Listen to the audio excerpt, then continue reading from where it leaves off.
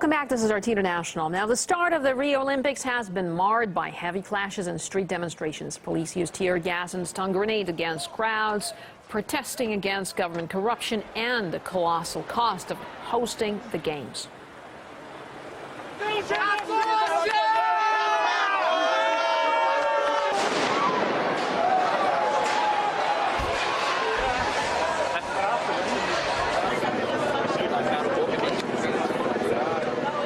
I have no fear of a terrorist attack. I think the biggest attack that hit the Brazilian people is the coup.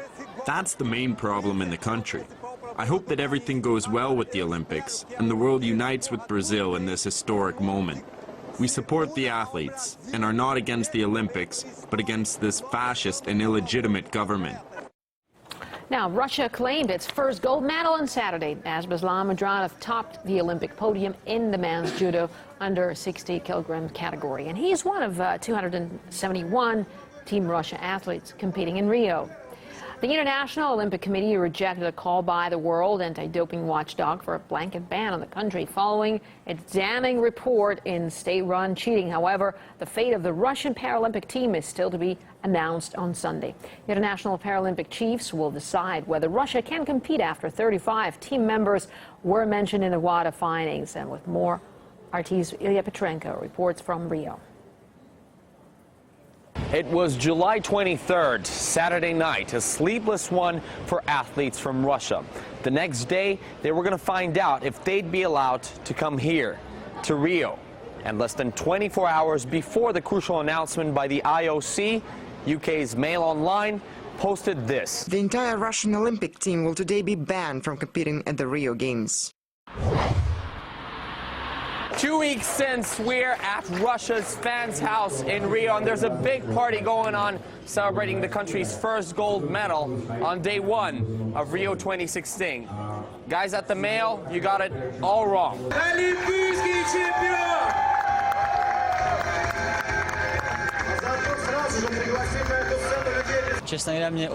I'm very glad I have won gold and not silver or bronze. The whole world put pressure on us. We didn't know whether we would compete or not until the last minute. It put a lot of psychological pressure on us and was an attempt to break us. But again, we proved we're unbreakable. With the British media, there's a sense of déjà vu. The Paralympic Games are coming up next month, and right now we're expecting an announcement from the International Paralympic Committee on whether Team Russia will be punished with a blanket ban.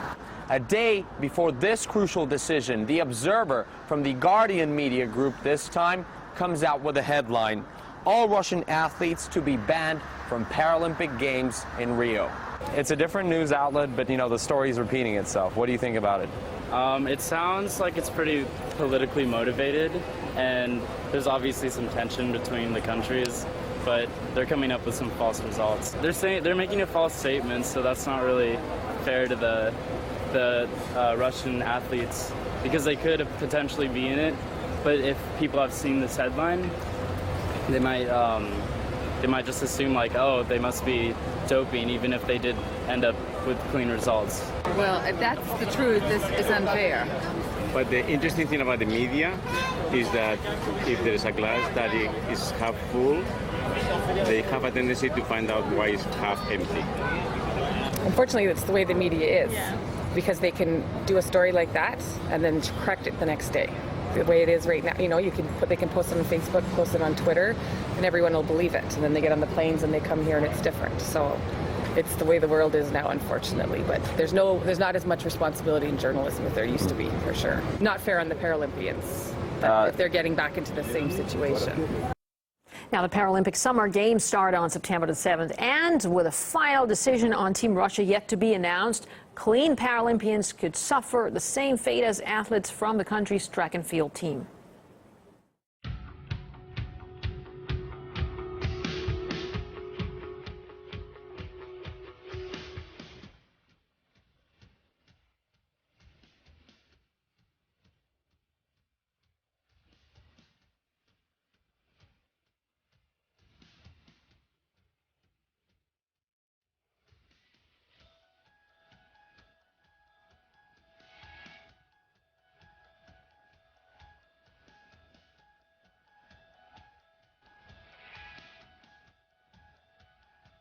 our Paralympic team, there are many strong athletes. There are many athletes that we know that if they go to the Games, they will most likely come back with gold medals. I'm a Paralympic athlete myself. When you have been preparing for it your whole life, you've been working towards this step by step since childhood, and suddenly you're told officials may decide that you don't go? It's terrible even to imagine. They say sport is above politics, but as we can see, the situation is certainly politicized. And back now to our top story. ISIL has claimed responsibility for Saturday's machete attack in Belgium, where 2 female police officers were injured by a man shouting "God is great" in Arabic. Well, to discuss this in more detail, now I'm joined by Steven Gajic, researcher at the Institute for European Studies in Belgrade. Thanks so much, Mr. Gajic, for joining us here on RT International. So with this latest information that we have at hand now, the question is about whether the security services could have prevented this attack from happening. Well, I don't believe so, to be quite frank. We've heard the last call by ISIS for their supporters within Europe to basically voluntarily take action from their own behalf, which means that if the governments cannot enter the minds of people, and that is fortunately still not quite possible, then these people can act from their own personal agendas. And I don't think that there is a clear link between ISIS and these concrete people who are perpetrators. The real link is YouTube and the social media. So they are appealing to those who have like-minded views, and they're just appealing for them to take action, which is of course very dangerous because it generates already existing fear within the European societies that will eventually push people towards giving up their freedoms and demanding more security from the government. Well, certainly this is a worrying trend on both sides. However you look at it, just saying that you know, these people, the terrorists and perpetrators of attacks through social media try to attract and lure more youngsters into their ranks. But then, on the other hand, how can you respond to this by introducing maybe tougher laws, etc.? So how can you actually respond then to the situations like that, challenges like that, to what is called by now security services ISIS-inspired attacks? I don't think there is a full protection formula, if you want to call that. If a person is determined to perpetrate violence so firmly, and if that person is not willing to share this information with anyone and capable of committing a crime, then there is really not much that can be done.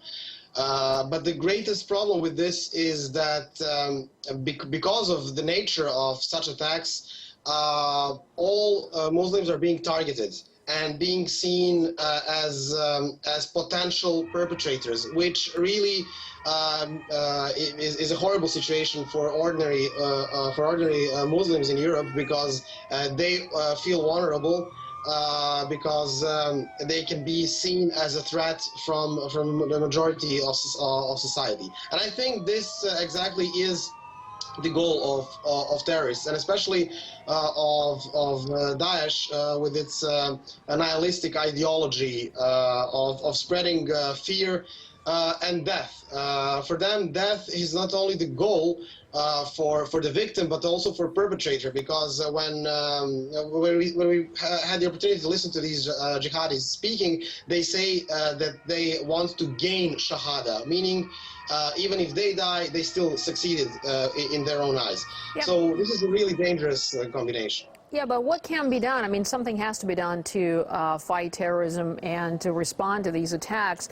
Do you think, after what we've seen recently, the spate of attacks in Europe, do you think there will be more security?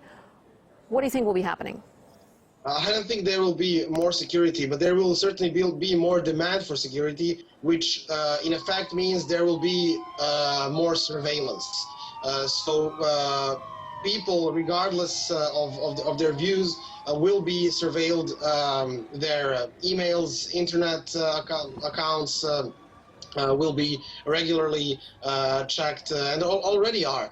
But I think that now there will be legal grounds for that, because the societies, the European societies, will actually demand from their governments, the public will demand from the governments more security, which means they will be willing to let the government actually continue with the surveillance, but now having a legal mandate for that. Right. Stephen Gajic, researcher at the Institute for European Studies in Belgrade. Thanks so much for talking to us and giving us your thoughts.